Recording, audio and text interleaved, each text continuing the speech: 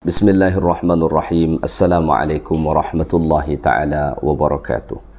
Alhamdulillahi wahdah, wassalatu wassalamu ala rasulillah wa ala alihi wa sahbihi wa man tabi'ahu wa nasarahu wa man walah, wa la hawla wa la quwwata illa billah. Allahumma faqihna fid din wa 'allimna at-ta'wil. Rabbana zidna ilma warzuqna fahma bi rahmatika ya arhamar rahimin. Allahumma rzuqna fahman nabiyyin wa hifdzal mursalin wa ilhamal malaikatil muqarrabin ya arhamar rahimin. Alhamdulillah, sentiasa kita merafakkan kesyukuran kehadrat Allah Ta'ala kerana Allah masih mengurniakan nikmat-nikmatnya kepada kita semua. Tuan-tuan, puan-puan, muslimin dan muslimat yang dikasihi lagi dirahmati Allah Ta'ala sekalian, insya-Allah pada hari ini kita sambung semula kuliah tafsir dan tadabbur Al-Quranul Karim. Pada kuliah yang lepas, Alhamdulillah, kita dah sampai sehingga ayat 4 surah Al-Jumu'ah, surah yang ke-62 dalam Al-Quran. So, pada hari ini insya-Allah kita akan sambung bermula dari ayat yang kelima hinggalah ayat-ayat seterusnya nanti insya-Allah Ta'ala.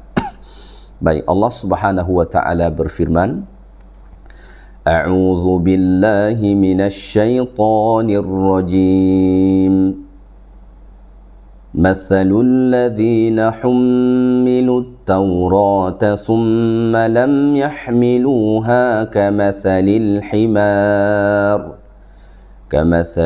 himari yahmilu asfara. بئس مثل القوم الذين كذبوا بآيات الله والله لا يهدي القوم الظالمين. Yang bermaksud bandingan orang-orang yang diberi kepada mereka tanggungjawab dan ditugaskan untuk menjalankan, mengamalkan Taurat, summa lam yahmiluha, kemudian mereka tidak menjalankan tanggungjawab itu, kamathalil himari yahmilu asfara, maka seperti keldai yang membawa kitab-kitab. Bi'sa mathalul qaumil ladzina kadzabu biayatillah, amatlah buruknya bandingan satu kaum yang mana mereka mendustakan ayat-ayat Allah Subhanahu wa Ta'ala. Wallahu la yahdil qaumadz zalimin, dan Allah tidak memberi petunjuk kepada orang-orang yang zalim. Tuan-tuan dan puan-puan muslimin dan muslimat yang dikasihi lagi dirahmati Allah Ta'ala sekalian, pada ayat-ayat sebelum ini Allah Ta'ala menjelaskan kepada kita bahawa Allah Ta'ala telah menganugerahkan kurnianya yang amat besar kepada satu kaum yang ummi, iaitulah orang-orang Arab, dengan Allah menurunkan Al-Quran kepada mereka. Maka pada ayat sebelum ini Allah menyatakan, "Dzalika fadlullahi yu'tihi man yasha' wallahu dzul fadlil azim." Allah Ta'ala anugerahkan kurnia yang amat besar kepada orang-orang Arab yang ummi, yang tak dapat membaca dan menulis pada masa itu, Nabi Muhammad sallallahu alaihi wasallam yang berasal daripada mereka, dan kitab Al-Quranul Karim. Maka pada ayat 5 ini Allah Ta'ala menjelaskan bahawa dahulu pun Allah Ta'ala telah anugerahkan kitab kepada orang-orang Yahudi, namun falam yantafi' bihi haula, tetapi mereka tidak mahu mengambil manfaat daripada kitab yang telah Allah Ta'ala kurniakan kepada mereka itu. Maka pada ayat 5 ini Allah Subhanahu wa Ta'ala mendatangkan perumpamaan mereka, bandingan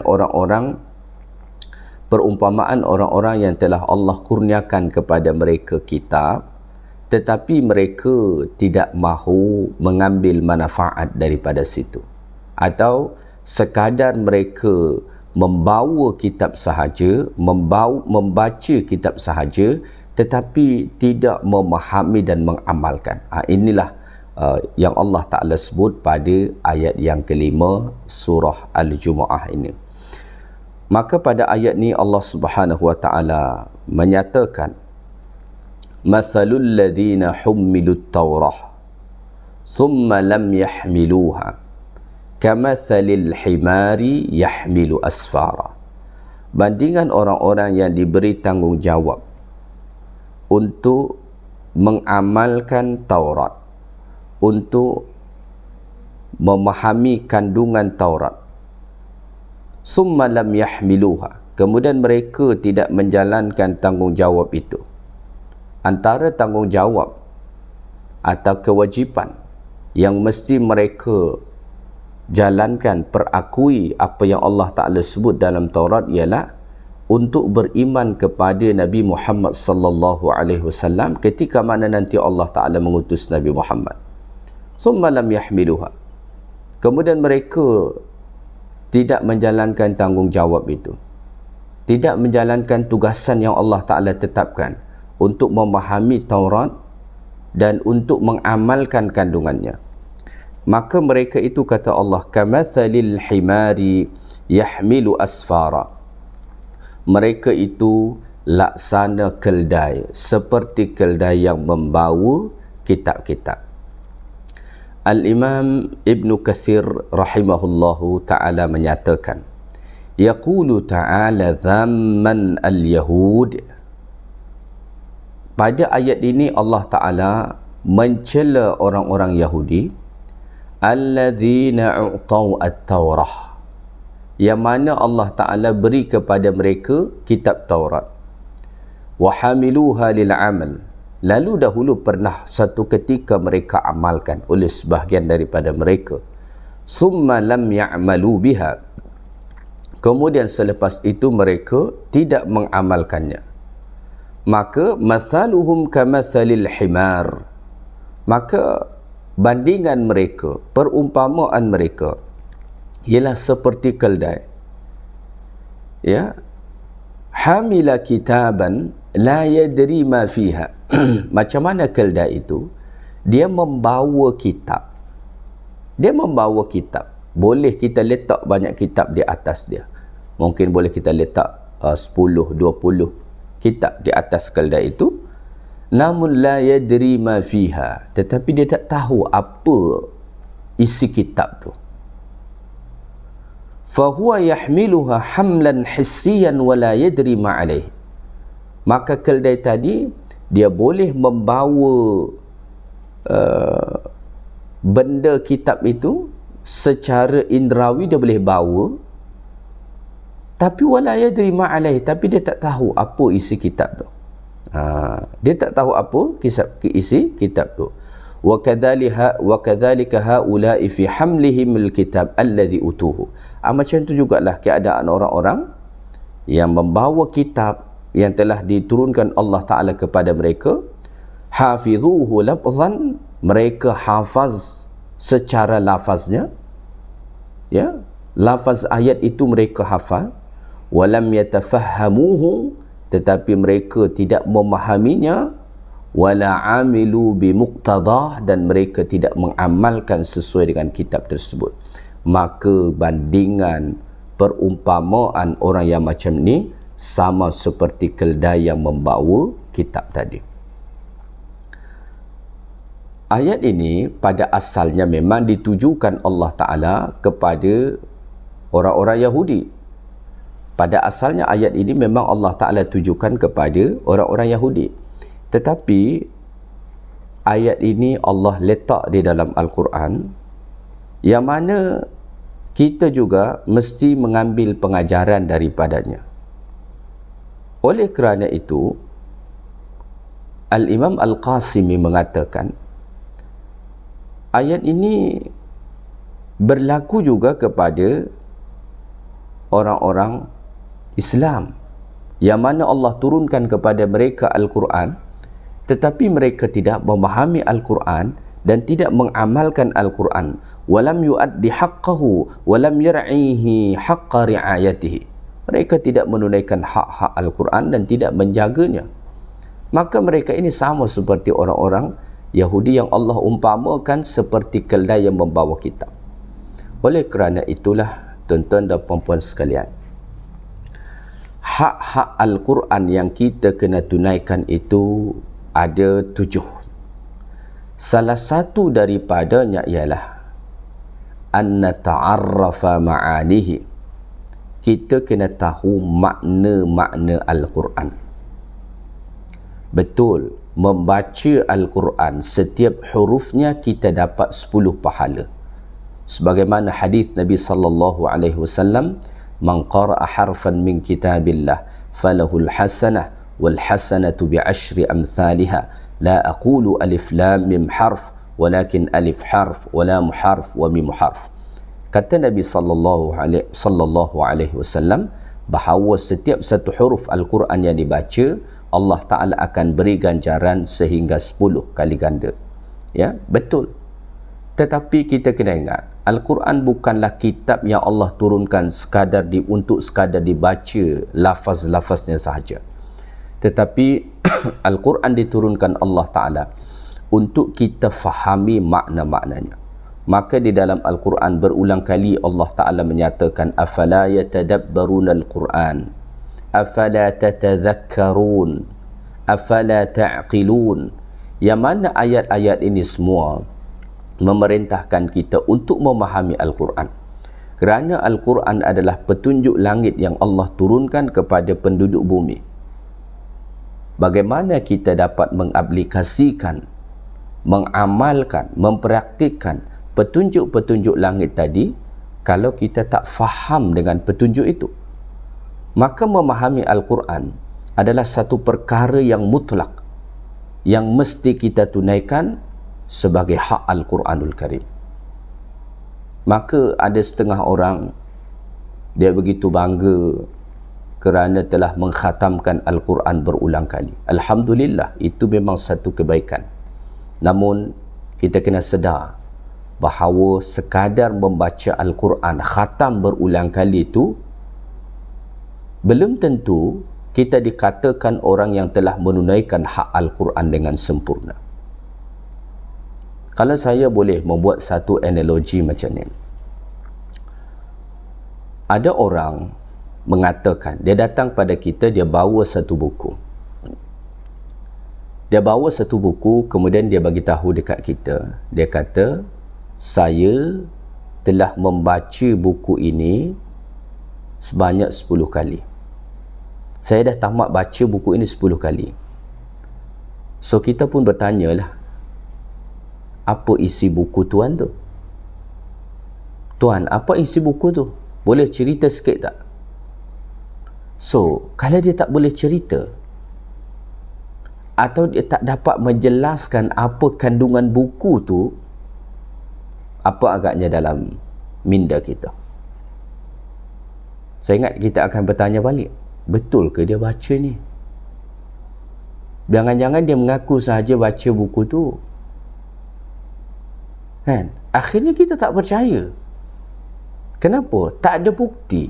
Sepatutnya orang yang telah membaca buku 10 kali, khatam dia baca 10 kali, sepatutnya sedikit sebanyak dia boleh cerita pasal buku tu. Itulah yang banyak berlaku kepada umat Islam hari ini dalam berinteraksi dengan Al-Quran. Ya, majlis-majlis khatam Al-Quran banyak kita buat. Itu bukan salah. Ya, jangan kita salah sangka. Itu tak salah. Itu tak salah, bukan satu kesalahan. Tetapi kita jangan ingat bahawa sampai setakat itu sahaja. Kita mengatakan saya dah khatam baca Quran 10 kali, 20 kali, 30 kali, bahkan mungkin 100 kali, 200 kali. Saya dah khatam banyak kali dah Quran. So, mungkin orang datang tanya dekat kita, apa isi kandungan Quran yang awak baca tu? Lalu kita tak dapat menjelaskan. Mungkin sesama orang Islam, dia akan maklum saja dengan kita. Dia boleh terima saja kerana dia pun lebih kurang sama. Tapi bagaimana dengan mereka yang bukan Islam? Yang dia menyangka ketika kita baca Quran, kita faham apa yang kita baca. Dan ketika mana dia tanya, kita tak boleh cerita.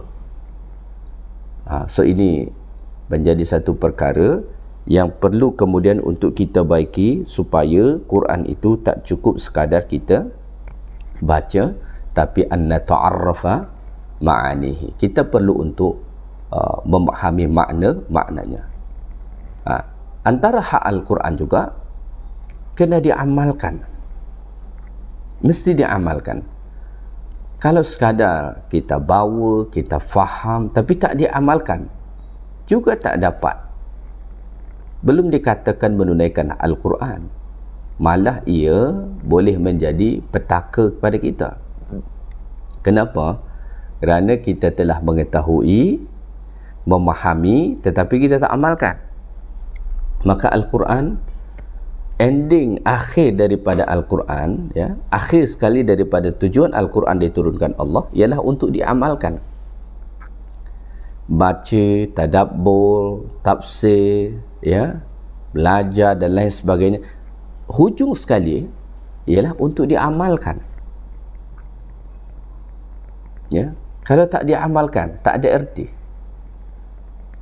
Maka Nabi SAW mempunyai akhlak yang luar biasa. Allah Ta'ala puji dalam Quran, wa innaka la'ala khuluqin azim, sesungguhnya akhlak wahai Muhammad sungguh sangat agung. Kemudian ditanyalah oleh sahabat isteri Nabi SAW, macam mana akhlak Rasulullah? Kemudian isteri Nabi menjawab, kana khuluquhul Quran. Akhlak Rasulullah SAW itulah di Al-Quran. Jadi Al-Quranlah sepenuhnya akhlak Nabi. Dalam keluarga Nabi, Al-Quran. Yang Nabi ajarkan, yang Nabi praktikkan itu Quran. Dalam kehidupan sosial Nabi, Quran. Dalam ekonomi, Al-Quran. Politik Nabi, Quran. Semua kehidupan Nabi adalah Quran. Maka Quran itu telah menjelma menjadi amal perbuatan dalam kehidupan Nabi. Oleh kerana itulah Nabi Muhammad itu menjadi contoh teladan terbaik. Laqad kana lakum fi Rasulillahi uswatun hasanatun liman kana yarjullaha wal yawmal akhir, kata Allah dalam Quran. Pada diri Nabi kita sallallahu alaihi wasallam itu terdapat uswatun hasanah, contoh teladan terbaik. Kenapa? Kerana Al-Quran telah diamalkan Nabi sallallahu alaihi wasallam sepenuhnya. Nabi telah amalkan sepenuhnya, dan itulah kemudian yang menyebabkan Nabi kita alaihi salatu wassalam menjadi uswatun hasanah. Maimun bin Mahran, beliau malah mengatakan tentang ayat ini, sebagaimana di pendapat ini dikemukakan oleh Al-Imam Asy-Syaukani. Maimun bin Mahran berkata, al-himar la yadri asfara ala dhahrihi am zabal. Keldai ketika mana dia membawa sesuatu di atas dia tak tahu yang dia bawa tu kitab ataupun sampah. Dia tak tahu. So orang-orang yang berinteraksi dengan Al-Quran tetapi tidak memahami, tidak mengetahui, bahkan tidak mengamalkan, so dia tak ada beza dengan keldai yang membawa kitab tadi. Ya. Perumpamaan ataupun bandingan yang Allah Ta'ala buat ini mungkin bagi sebahagian orang ini tampak macam keras, tetapi begitulah hakikatnya yang kita kena sedari dan kita kena insafi. Kemudian Allah Ta'ala sebut pada ayat ini, bi'sa mathalul qawmil ladhina kazzabu bi ayatillah. Alangkah buruknya.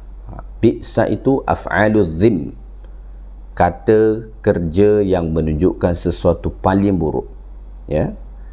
Bi'sa mathalu, amat buruklah perumpamaan, bandingan al-qawm, akan kaum alladzina kazzabu bi ayatillah, yang mana mereka mendustakan ayat-ayat Allah, walam yantafi'u biha, dan tidak mahu mengambil manfaat daripadanya. Lalu kemudian pada hujung ayat ni Allah Ta'ala sebut, wallahu la yahdil qawmal zalimin, dan Allah tidak akan memberi petunjuk, tidak akan memberi taufik kepada orang-orang yang zalim. Siapa dia orang-orang yang zalim itu? Alladina yatajawazuna hududahu wa yukhrijuna an ta'atihi. Orang yang zalim itu, itulah orang-orang yang melampaui batasan-batasan yang Allah Ta'ala tetapkan dan mereka tidak mentaati Allah Subhanahu wa Ta'ala. Maka kezaliman penghalang masuknya hidayah taufik kepada diri seseorang. Ya, kezaliman ialah penghalang masuknya hidayah taufik ke dalam diri seseorang. Maka oleh kerana itu, kalau kita ingin sentiasa mendapat hidayat petunjuk daripada Allah Ta'ala dalam hidup kita, jauhi sifat-sifat zalim daripada diri kita. Ya, zalim itu ada zalim antara kita dengan Allah. Ya, bila kita zalim dengan Allah, ketika mana kita menderhaka kepada Allah Ta'ala, maka Allah mengatakan inna syirka la zulmun azim. Sesungguhnya kesyirikan merupakan kezaliman yang amat besar seorang hamba kepada Allah. Yang kedua, ada kezaliman terhadap diri kita sendiri. Ketika mana kita melakukan perkara-perkara maksiat, maka hakikatnya kita sedang menzalimi diri kita. Maka Adam alaihi salatu wassalam ketika mana bertaubat kepada Allah, baginda berdoa, Rabbana zalamna anfusana, wahai Rabb kami, sesungguhnya kami telah menzalimi diri kami. Ya, kemudian kezaliman itu ada antara kita dengan sesama manusia atau bahkan dengan makhluk-makhluk Allah Ta'ala yang lain, itu pun tidak dibolehkan. Inni haramtu zulma ala nafsi wa ja'altu bainakum muharraman fala tazalamu. Kata Allah dalam hadithul qudsi, sesungguhnya aku mengharamkan kezaliman ke atas diriku dan aku menjadikan kezaliman itu haram kepada kamu, fala tazalamu, maka janganlah kamu saling zalim menzalimi. So semua daripada bentuk kezaliman ini, sama ada kezaliman terhadap Allah, kezaliman terhadap diri sendiri, atau kezaliman terhadap sesama makhluk Allah Ta'ala, menjadi penghalang datangnya hidayah taufik daripada Allah Subhanahu wa Ta'ala. Orang-orang yang suka berbuat zalim, maka hidayah taufik Allah Ta'ala tak akan masuk ke dalam diri dia, dan Allah tidak berkenan untuk memberi itu kepada dia. Sebab itu pada hujung ayat ini dan dalam banyak ayat dalam Quran, Allah sentiasa mengatakan wallahu la yahdil qaumadz zalimin. Allah Ta'ala tidak memberi hidayat petunjuk kepada orang-orang yang zalim. Baik, kita teruskan ayat yang berikutnya. Allah Subhanahu wa Ta'ala berfirman, Qul ya ayyuhalladzina hadu in za'amtum annakum awliya'u lillahi min dunin nas fatamannawul mauta in kuntum sadiqin. Katakanlah wahai Muhammad, wahai orang-orang Yahudi, in za'amtum annakum awliya'u lillah, kalau kamu anggap bahawa kamu sahajalah orang-orang yang dikasihi oleh Allah, tidak termasuk umat-umat manusia yang lain, maka bercita-citalah, hendaklah mati, ya, dengan meminta kepada Allah supaya kamu dimatikan sekarang juga, jika betul kamu orang-orang yang benar. Ayat ni diturunkan Allah Subhanahu wa Ta'ala kerana dahulu orang-orang Yahudi, khasnya Yahudi yang ada pada zaman Nabi sallallahu alaihi wasallam, bahkan sebelum mereka, sentiasa mengatakan bahawa mereka sahajalah kekasih-kekasih Allah. Maka misalnya Allah mengatakan dalam Al-Quran ucapan orang-orang Yahudi, mereka berkata, nahnu abna'ullahi wa ahibba'uh, kami sahajalah anak-anak dan kekasih-kekasih Allah, kata mereka. Bahkan mereka sampai berani mendakwa, mengatakan la yadkhulul jannata illa man kana huda, tidak akan masuk syurga kecuali orang-orang Yahudi, kata mereka. So ini antara dakwaan-dakwaan yang diucapkan oleh orang-orang Yahudi pada masa dahulu. So oleh kerana itu Allah Subhanahu wa taala murka dengan itu.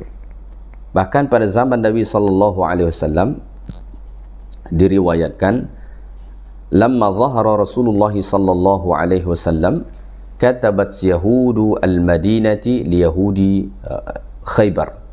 Dahulu ketika mana tampak dakwah Nabi dekat Madinah mulai berjaya, maka orang-orang Yahudi Madinah yang ada duduk dekat Madinah itu menghantar surat, menulis surat kepada orang-orang Yahudi yang ada di Khaybar. Khaybar ini menjadi satu kawasan juga sekarang di Saudi Arabia. Tak silap saya lebih kurang dalam 150 km daripada kota Madinah.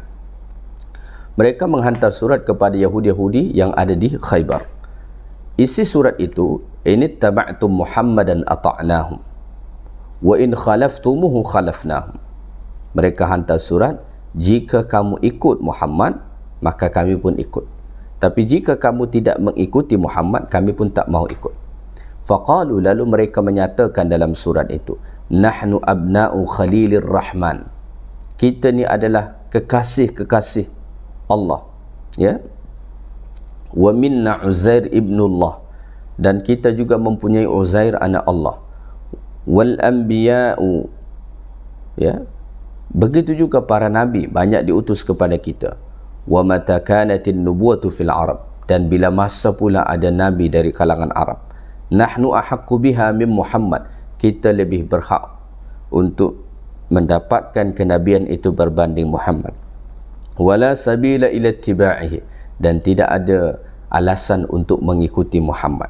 Itulah tulisan surat orang-orang Yahudi kepada Yahudi Khaybar. Oleh kerana itu Allah Ta'ala pun menurunkan ayat ini untuk mencabar mereka, mencabar dakwaan orang-orang Yahudi yang mengatakan bahawa mereka kekasih-kekasih Allah, nahnu abna'ullah wa ahibba'u, dan untuk mencabar dakwaan mereka bahawa la yadkhulul jannata illa man kana huda, tidak akan ada masuk syurga kecuali orang-orang Yahudi. Maka Allah turunkan ayat, Nabi perintahkan supaya Nabi sampaikan cabaran ini kepada mereka. Apa cabaran itu?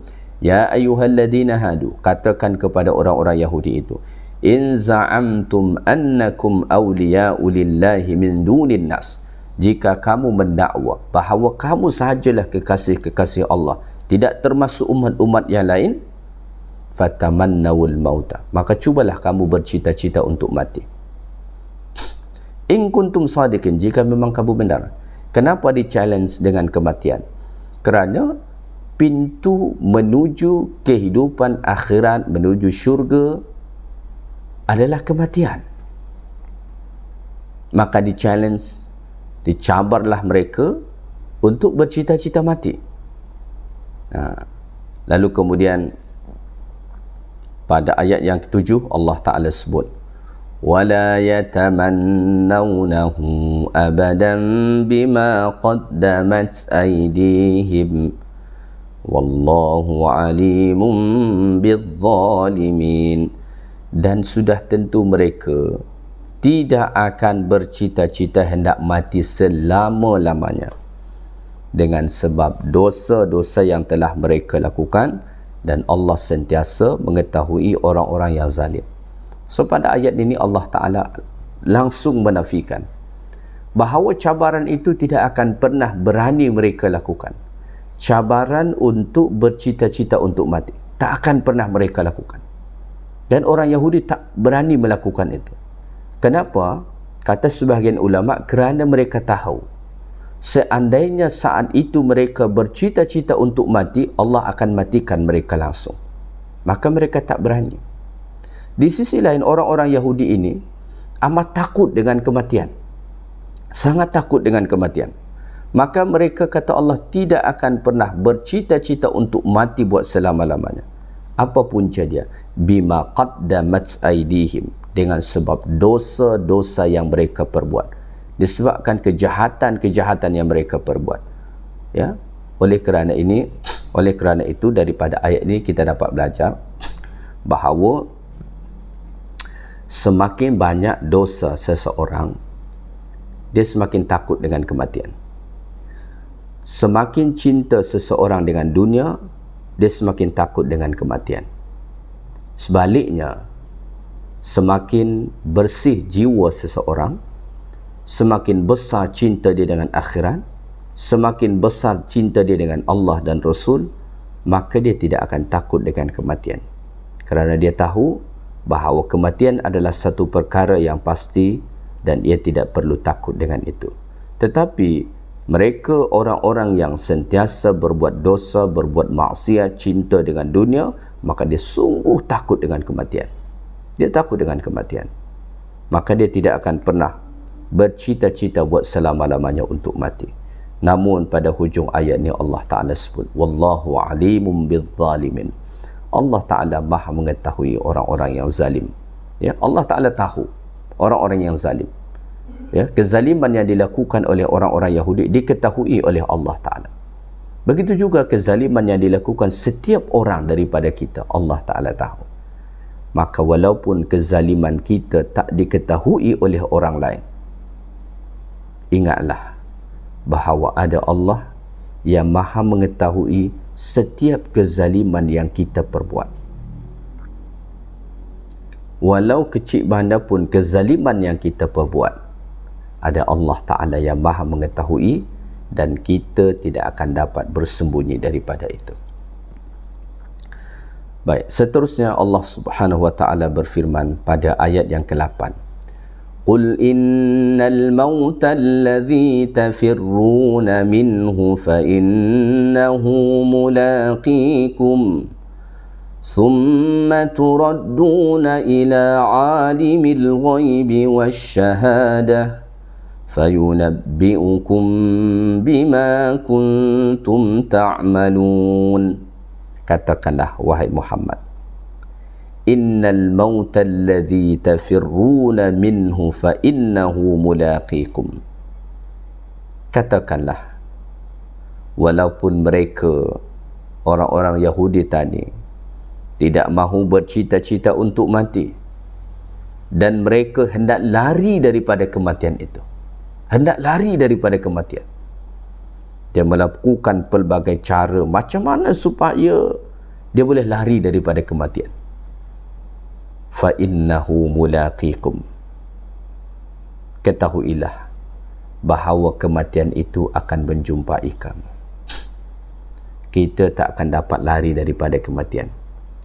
Kita ambil 10 insurans pun, semua anggota tubuh badan kita ni kita buat insurans. Ya, dekat hospital paling bagus dengan doktor-doktor pakar semua, kita bagi insurans mata dengan doktor pakar mata, kita bagi insurans jantung dengan doktor pakar jantung, begitu seterusnya. Kita tak akan dapat lari daripada kematian. Kematian pasti akan datang menjumpai kita. Pada ayat ini Allah Ta'ala menyatakan fa innahu mulaqikum, sesungguhnya kematian itu yang datang menjumpai kamu. Tak boleh kita nak lari. Ya, kematian satu perkara yang pasti. Bercita-cita untuk mati atau tidak bercita-cita untuk mati, suka atau tak suka, ingin lari ataupun tidak, kematian pasti akan datang. Aynama takunu yudrikkumul maut walau kuntum fi burujin musyayyadah. Di mana sahaja pun kamu berada, kematian akan datang kepada kamu walaupun kamu berlindung di dalam satu benteng yang sangat kukuh. Kematian akan datang kepada kamu. Summa turadduna ila alimil ghaibi wasyahadah. Kemudian selepas kita mati, kita akan dikembalikan kepada Allah yang maha mengetahui segala yang ghaib dan syahadah, yang maha mengetahui segala yang ghaib dan yang nyata. Allah itu Rabb yang maha mengetahui yang ghaib dan yang nyata. fayunabbi'ukum bima kuntum ta'malun. Maka Allah Ta'ala akan memberitahu kebajikan atau keburukan, kecil atau besar perbuatan itu. Allah Ta'ala akan beritahu semula kepada kita apa yang telah kita perbuat. Mungkin dahulu orang tak tahu kita melakukan perbuatan itu, tetapi Allah yang maha mengetahui yang ghaib, mengetahui itu semua.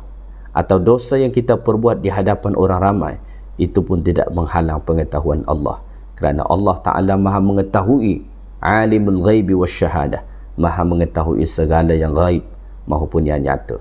Maka nanti di akhirat Allah Ta'ala akan memberitahu semula kepada kita apa sahaja yang kita perbuat sepanjang hayat kita di atas dunia ini. Tuan-tuan dan puan-puan muslimin dan muslimat yang dikasihi lagi dirahmati Allah Ta'ala sekalian, saya ingat kita tangguhkan hingga ayat 8 ini sahaja. Mudah-mudahan ayat-ayat Allah yang kita bahaskan pada hari ini, ayat 5 hinggalah ayat 8 surah Al-Jumu'ah ini, memberi pengajaran penting dalam kehidupan kita untuk kita amalkan lebih baik lagi insya-Allah kita pada masa-masa yang akan datang. Yang baik daripada Allah Subhanahu wa taala, segala yang kurang daripada saya. Subhanakallahumma bihamdik, asyhadu an la ilaha illa anta, astaghfiruka wa atubu ilaik.